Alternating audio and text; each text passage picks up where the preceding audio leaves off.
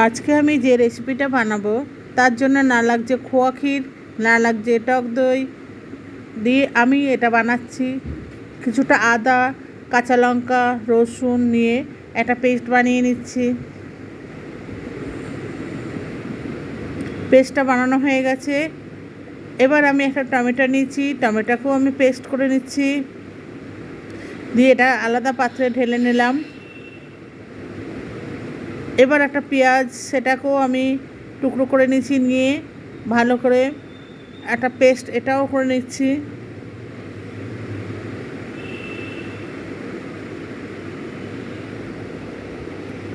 পেস্টটা বানিয়ে অন্য একটা পাত্রে ঢেলে নিয়েছি। এখানে টমেটো, আদা, রসুন আর কাঁচা লঙ্কা সব মেনে এদিকে আবার একটা কড়াই বসিয়ে দিয়েছি। কড়াইতে কিছুটা সর্ষের তেল দিয়ে দিয়েছি। আমি যে বিরিয়ানিটা রান্না করব এটা পুরো সম্পূর্ণ ঘরোয়া উপকরণ দিয়ে আমার যে যা ছিল তাই দিয়েই আমি করেছি। এখানে আমি কিছুটা পেঁয়াজ কেটে নিয়ে টুকরো করে নিচ্ছি, যেটা আমি গরম তেলের মধ্যে দিয়ে ভেজে বেরেস্তা বানিয়ে নিচ্ছি। বেরেস্তাটা বানানো হয়ে গেছে।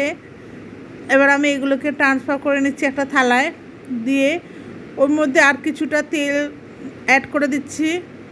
দিয়ে আমি বড় বড় মিডিয়াম সাইজের আলু নিয়েছি, নিয়ে আলুগুলোকে আমি সেদ্ধ করে নিই, ভালো করে আমি কড়াইতে ভেজে নিচ্ছি। এটা একদম সোজা ঘরোয়াভাবে রান্না, মানে এটা সবাই খেতে পারবে, ছোট থেকে বড়। বেশি ঝালও হয়নি, দিইনি। আলুগুলো ভাজা হয়ে গেছে, এবার আলুগুলো একটুখানি ঢাকা দিয়ে ভেজে নিচ্ছি। ঢাকনা খুলে দেখে নেবো। আলুগুলো উল্টো পাল্টে ভালো করে ভেজে নিচ্ছি। এবার আমি একটা প্লেটে, মানে একটা পাত্রে আমি এটাকে ট্রান্সফার করে নিচ্ছি। পুরনো বন্ধু যারা আছেন তারা আমার পাশে থাকবেন এতদিন যেভাবে ছিলেন। নতুন বন্ধু যদি আমার চ্যানেলটাকে সাবস্ক্রাইব না করে থাকেন তাহলে তাদেরকে আমার চ্যানেলটা সাবস্ক্রাইব করার অনুরোধ রইল। আর পাশে থাকা বেল আইকনটা অতি অবশ্যই প্রেস করবেন, যখন আমি কোনো নতুন ভিডিও আপলোড করব সবার প্রথম আপনাদের কাছে পৌঁছায়। এখানে আমি কিছুটা গোটা গরম মশলা দিয়ে দিচ্ছি, যার মধ্যে আছে কিছু টুকরো করা জায়ফল, জয়ত্রী, লবঙ্গ, ছোটো এলাচ, দারচিনি। এবার আমি কিছুটা পেঁয়াজ টুকরো করা রেখে দিয়েছিলাম, সেটা আমি এখানে দিয়ে দিলাম। দিয়ে পেঁয়াজগুলো ভালো করে ভেজে নিচ্ছি। এবার আমি সমস্ত বাটা মশলাগুলো এক জায়গায় করে আমি এবার এটাকে এর মধ্যে দিয়ে দিলাম।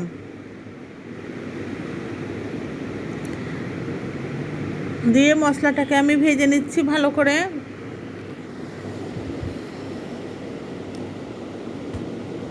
মশলাটা ভাজা হয়ে গেছে।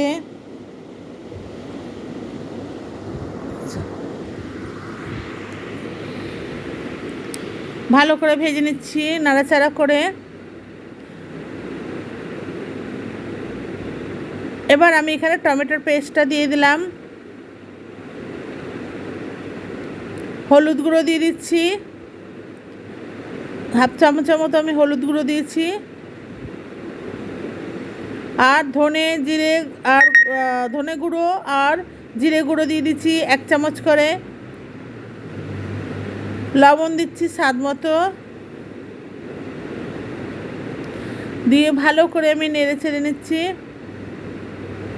এবার আমি এখানে হাফ কিলোর মতো চিকেন নিয়েছি। চিকেনগুলোকে বেশি বড় টুকরো কাটিনি, একটু মিডিয়াম সাইজে কেটেছি। কেটে এবার চিকেনগুলো ধুয়ে পরিষ্কার করে নিয়েছিলাম, দিয়ে এবারে এটা এর মধ্যে দিয়ে দিচ্ছি। এটা করতে বেশিক্ষণ লাগে না, মিনিমাম 10 মিনিটের মতো।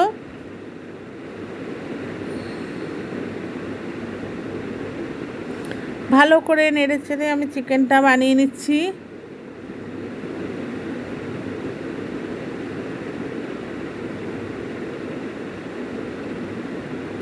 দিয়ে এবার আমি চিকেনটাকে ঢেকে দিলাম। ঢাকনা খুলে কত জল বেরিয়েছে, এটাকে ভালো করে আমি কষিয়ে বানিয়ে নেব।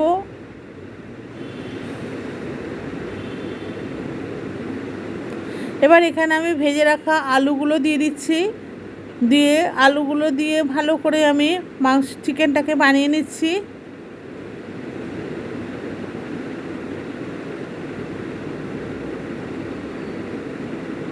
এবার এখানে একটা ঢাকা দিয়ে দেবো।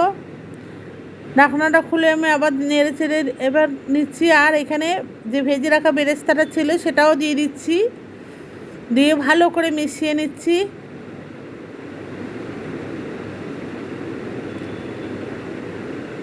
চিকেনটা আমার তৈরি হয়ে গেছে, আমি একটা পাত্রে ট্রান্সফার করে নিয়েছি। এবার আমি ওভেনে আরেক জায়গায় আমি জল বসিয়ে দিচ্ছি ভাতের জন্য। তার মধ্যে দিয়ে দিচ্ছি কিছুটা পরিমাণ, মানে 2 চা চামচের মতো রোজ ওয়াটার, আর 2 চা চামচের মতো কেওড়া জল,